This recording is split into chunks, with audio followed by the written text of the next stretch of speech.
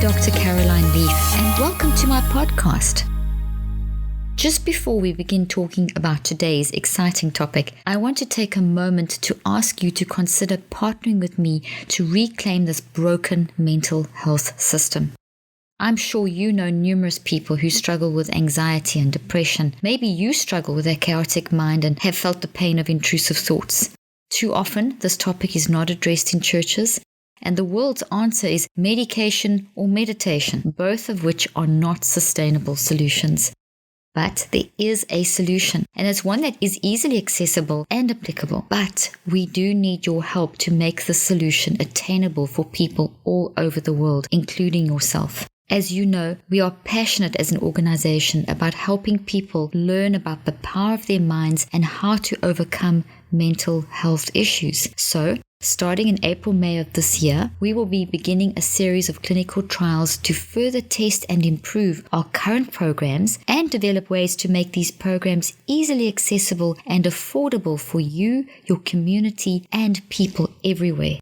These programs will help you find and eliminate the root of mental health issues and build healthy new habits and mindsets. As you may be aware, clinical trials are not cheap, so we need your help.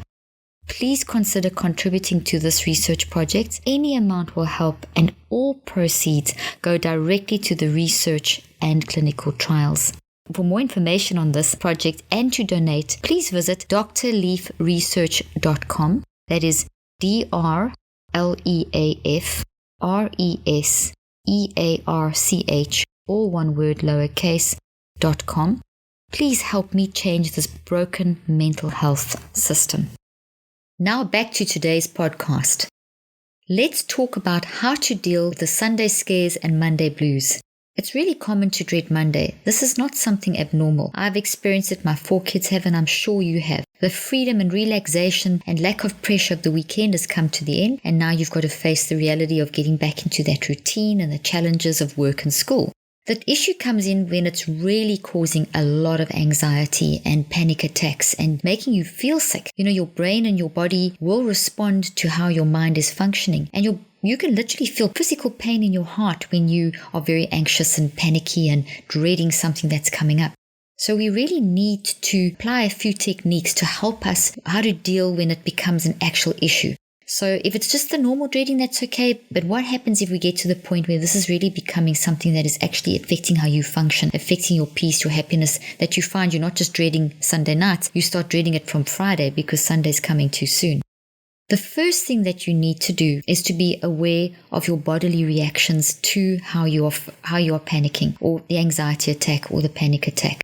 What are you feeling physically? It's a very practical step, and it helps you to kind of anchor you in becoming quite analytical about the process of managing the situation. So very objectively analyze how you're feeling on that Sunday evening just before work. What are you feeling physically in your heart, your brain, your body, and write that down.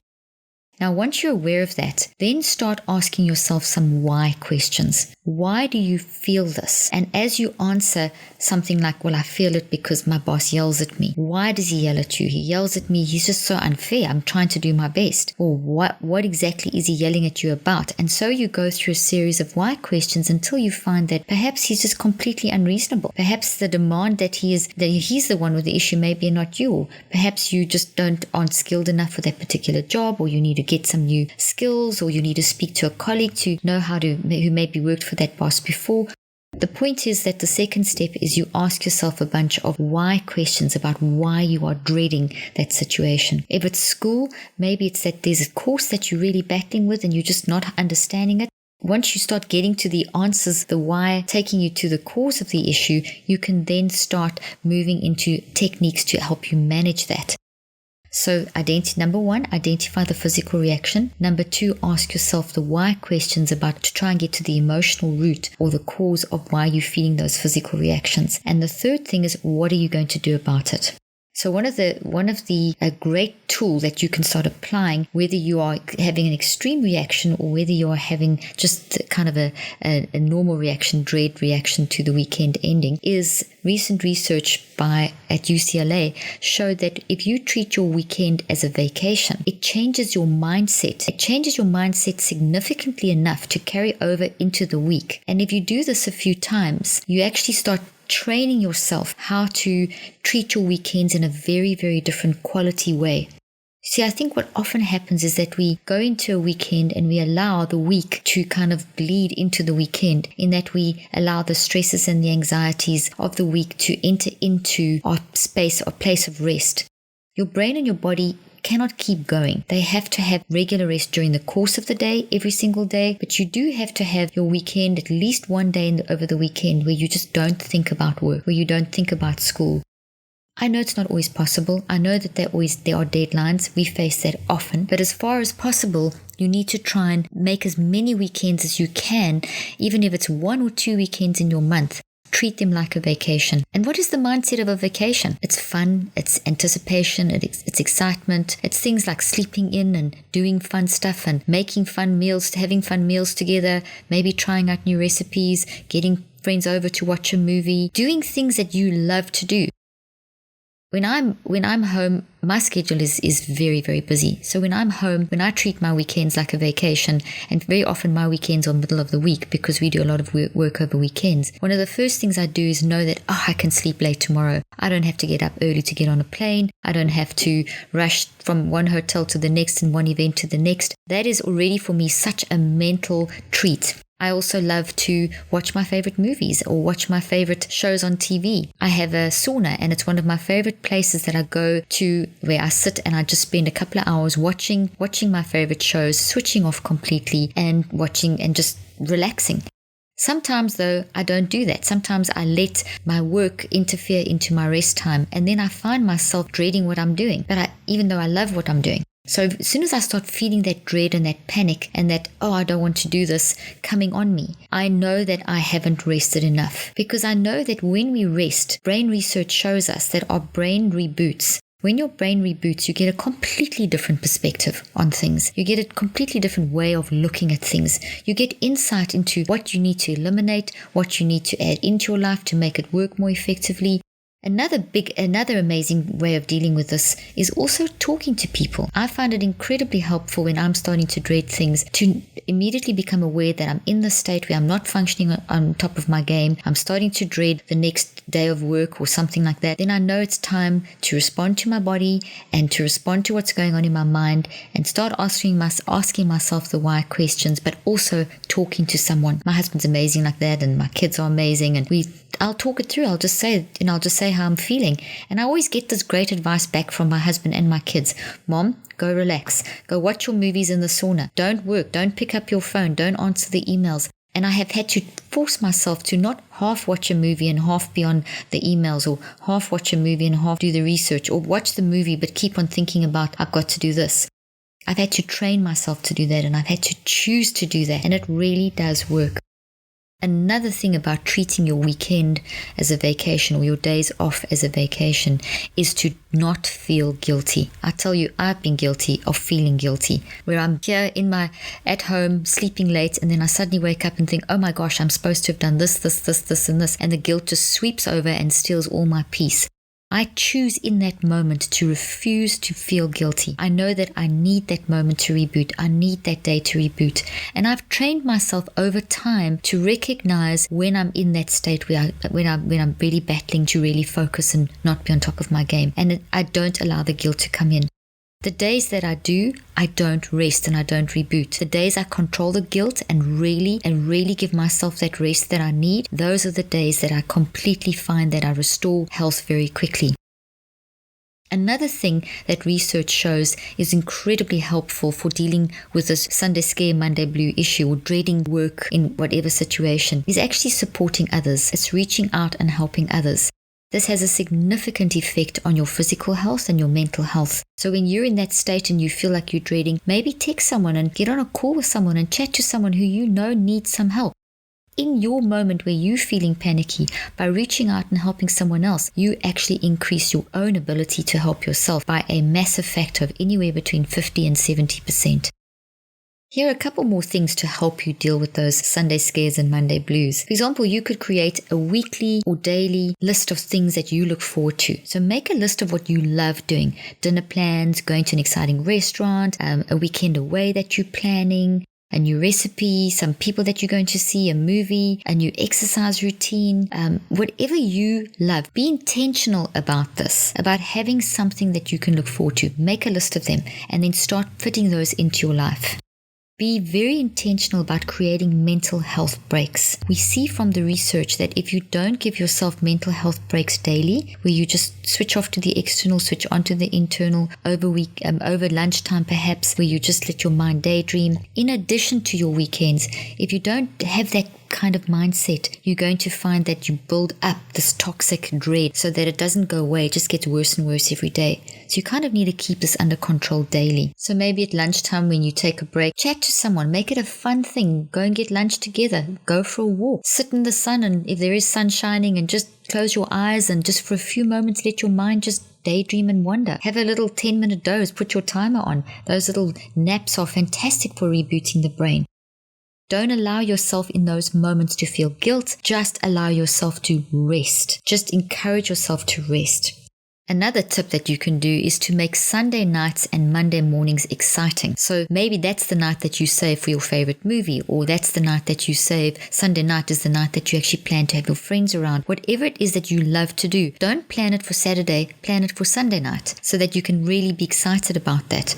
Maybe Monday morning, change up your routine, and instead of doing your workout Monday morning, sleep in a little bit and do it Tuesday morning instead. So just find something that you like to do that makes it a little more exciting.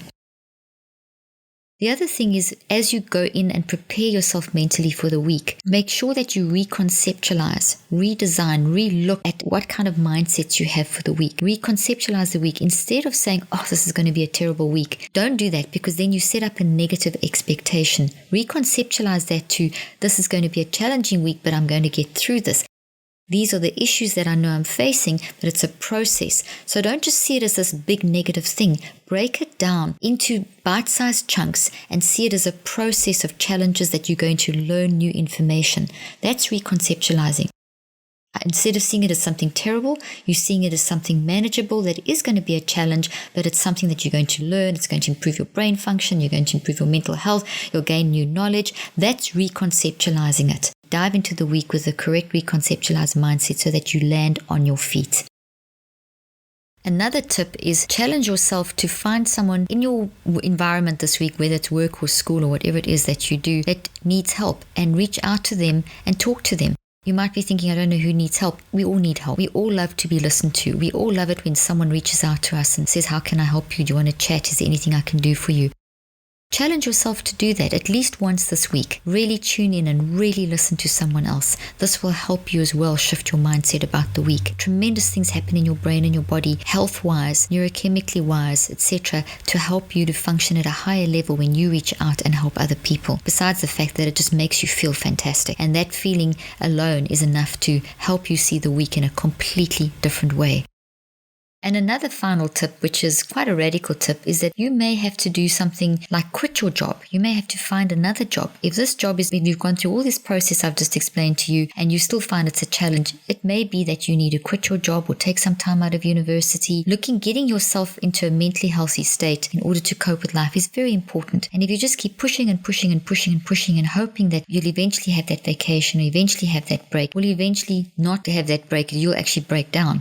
It takes tremendous amount of courage to to quit a toxic environment. It doesn't mean that you have to feel guilty. This is something that you need to do, and if you need to do it, if you really need to do this, just do this and don't feel guilty. Sometimes a radical move is needed just for you to be able to function in a mentally healthy way. A few years ago, I actually had a project on the go that really stands out in my mind because it really caused me to dread going there. It was a real Sunday scare, Monday blues situation, and I would go there 5 days a week over a period of time while I was doing the project. The leaders wanted and the organizers wanted me there and believed in everything I was doing, but the actual people that I worked with, the staff, they just did not want the change. They did not want what I was telling them. It was a huge challenge to their current way that they were doing things, and it was quite radical what I was doing. And I remember feeling like ill sometimes, like feeling like my heart's going to stop, feeling like my stomach is turning over, not being able to eat and anxious. And I tuned into those feelings because I realized that I had a skill that needed to be delivered, and it was really a good purpose, and I could win these people over, and the end result, working with the leaders, would be producing something incredible. And that's what I did. I told myself that. I reconceptualized, took that energy that I was pouring into the toxicity, into the dread, and I turned that into something constructive, saying, well, this is not what it's just a temporary hitch. It's just what I'm going through. But the results are going to be worthwhile. And the reason the people were being so negative was also because they didn't understand fully what I was doing, and it was a huge threat to their system that they had in place because it was a radical change. So I put myself in their shoes to reconceptualize. So I had more compassion for them. I wasn't defensive when I was with them. When they were aggressive, I didn't feel like I had to defend myself. But before I did that, I did feel like I had to defend myself. I saw everything as an offense. Once I had reconceptualized and realized and put myself in their shoes, I was able to redesign, reconceptualize, and go in and transform and achieve my goals. And at the end of the day, we had a fantastic breakthrough. And the people that were really aggressive to me ended up coming and apologizing and saying sorry and coming on board and helping me facilitate a major change. But I can tell you, for the first few weeks, the first few days, I really battled, and then I made a decision. And that's what you can do. You can apply these, you can change, you can get your mind under control in order to achieve that goal. I know because I've done it and I've seen so many people do it. I hope this has helped you realize that you can't just push through without taking the breaks. That these little techniques like seeing your weekends as vacations, reconceptualizing, taking little mental breaks during the course of a day, getting your mindsets changed in a way that you see things from a different angle, not just pushing through, being intentional about having fun and building fun into your day-to-day life, and especially into that Sunday evening, Monday blue time period. I hope that these have helped you to manage the stresses and potential panic attacks and anxiety that you experience from potentially may be experiencing from Sunday scares and Monday blues. If you liked today's podcast and want to learn more and go deeper into these concepts, I encourage you to attend my 2019 Mental Health Solutions Summit this December in Dallas, Texas. This conference is all about helping you manage your mental health and give you the tools needed to help others in your life. Whether you are a parent looking for ways to help your child, a teacher looking for ways to help your students and your colleagues, a pastor looking for ways to help your congregation, or a therapist looking for more techniques to help your clients, this conference is for you. Early bird ticket sales end on March 31st, and for more details and to register, go to drleafconference.com, DRLEAF conference, all one word lowercase.com. Also, be sure to sign up for my weekly newsletter to get even more tips and tools to equip and empower you to take back control over your mental health. You can sign up at drleaf.com. One last thing, if you like this podcast, I would love it if you left a review. You can also include suggestions and topics that you would like covered in future episodes.